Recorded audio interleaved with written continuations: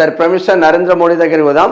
ప్రభుత్వాధినేతగా 8,931 రోజులు 8,930 రోజులు సిక్కిం మాజీ సీఎం చామ్లింగ్ పేరిట ఉంది. ఆ రికార్డును అధిగమించిండే. గుజరాత్ సీఎం నుంచి మొదలుకుంటే ప్రైమ్ మినిస్టర్ నిన్నటి వరకు 3 సార్ల ప్రధాని,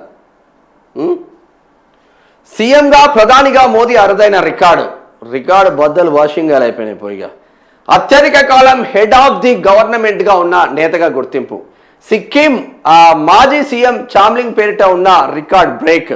డిజిటల్ ప్లాట్ఫామ్స్లో కూడా ఎదురులేని నేతగా మోదీ. ఇది 9లో ఉంటుందా ఉండదా నాకు డౌట్. మళ్ళా దీంతో పరేషాన్ ఉంటుంది. 9 కొడితే 7 వస్తుంది. ఇక 9కి ఓను కూడా పోదు. అది ఎన్ని ప్రయత్నాలు చేసినా పోదు. అది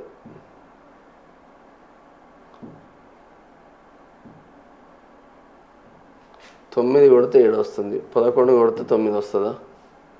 వచ్చింది. అయ్యో 2 ఎక్స్ట్రా కొట్టాలన్నట్టు. ప్రభుత్వాధినేతగా 8,931 రోజులు సీఎంగా ప్రధానిగా మోదీ అరుదైన రికార్డు. అత్యధిక కాలం పదవిలో ఉన్న నేతగా గుర్తింపు. సిక్కిం మాజీ సీఎం చామ్లింగ్ పేరిట ఉన్న రికార్డ్ బ్రేక్. డిజిటల్ ప్లాట్ఫామ్స్లో కూడా ఎదురులేని నేతగా మోదీ. ప్రధానమంత్రి నరేంద్ర మోదీ అరుదైన రికార్డు సృష్టించారు. భారత రాజకీయాల్లో అత్యధిక కాలం పదవిలో ఉన్న వ్యక్తిగా ఆయన నిలిచారు. ఇంతకుముందు సిక్కిం మాజీ సీఎం పవన్ కుమార్ చామ్లింగ్ పేరిట 8,930 రోజులు పదవిలో ఉండగా మోదీ ఆ రికార్డును బ్రేక్ చేశారు. గుజరాత్ సీఎంగా ప్రధానమంత్రిగా మొత్తం 8,931 రోజులు పదవిలో ఉన్న మోదీ తన 25వ ఏట ప్రజా జీవితంలోకి అడుగుపెట్టారు. దేశానికి స్వతంత్రం వచ్చిన తర్వాత జన్మించిన తొలి ప్రధానమంత్రి కూడా మోదీయే. 2014, 2019, 2024 లోక్సభ ఎన్నికల్లో వరుసగా 3 సార్లు విజయం సాధించి ప్రజల్లో తిరుగులేని నాయకుడిగా ఎదిగారు. 2001 అక్టోబర్ 7న గుజరాత్ సీఎంగా మోదీ ప్రస్తావన మొదలైంది. 2001లో గుజరాత్ సీఎంగా మోదీ మొదటిసారిగా అయ్యిండు. మోదీ ప్రస్థానం మొదలైంది. ఆ తర్వాత వరుసగా 2021, 2007, 2012లో 3 సార్లు గుజరాత్కు సీఎం అయ్యిండు. 2012 వరకు 2012లో సీఎంగా పనిచేశారు. అత్యధిక కాలం గుజరాత్కు సీఎంగా పనిచేసిన రికార్డు కూడా మోదీకే దక్కింది. మోదీ పేరు పైన ఉంది. ఆ తర్వాత అంటే 3 సార్లు గుజరాత్కు సీఎం అయ్యిండు, 3 సార్లు భారతదేశానికి ప్రైమ్ మినిస్టర్ అయ్యిండు. 6 సార్లు.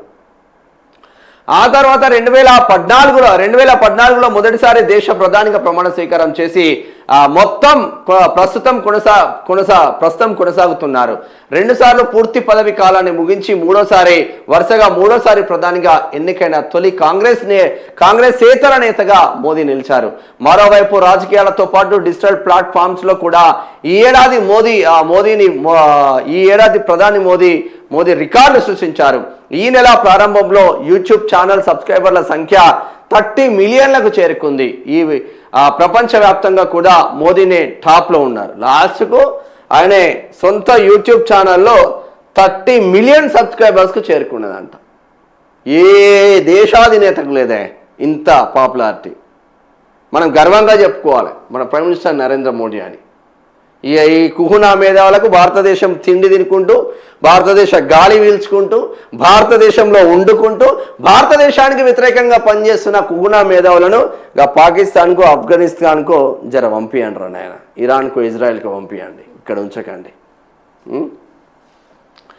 కేంద్ర మంత్రులతో మోదీ ఉన్నత స్థాయి సమావేశం. సరే, ఏది ఏమైనప్పటికీ ఒక రికార్డు మాత్రం సృష్టించిందనే చెప్పుకోవచ్చు ప్రైమ్ మినిస్టర్ నరేంద్ర మోదీ.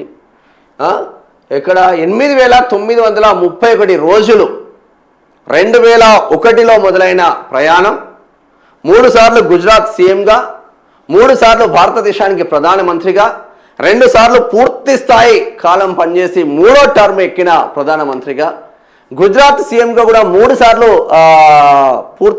సార్లు సీఎంగా ఉన్నాడు. కాబట్టి అక్కడ కూడా గుజరాత్ సీఎంగా ఎక్కువ రోజులు పనిచేసిన రికార్డు కూడా ఇక్కడ నరేంద్ర మోడీకే దక్కింది. ఓవరాల్గా భారతదేశ వ్యాప్తంగా ఎక్కువ కాలం పదవిలో ఉన్న నేతగా ఇక్కడ ప్రైమ్ మినిస్టర్ నరేంద్ర మోడీకే దక్కింది. అదేవిధంగా ప్రపంచవ్యాప్తంగా చూసుకున్నా కూడా డిజిటల్ మీడియా ప్లాట్ఫామ్లలో మోదీకి తిరుగులేని ఆదరణ పెరుగుతుంది. తన యూట్యూబ్ సబ్స్క్రైబర్సే విపరీతంగా పెరుగుతున్న నేపథ్యం ఉంది. 30 మిలియన్ సబ్స్క్రైబర్స్కు చేరుకుందంటే ఆషామాషి కాదు.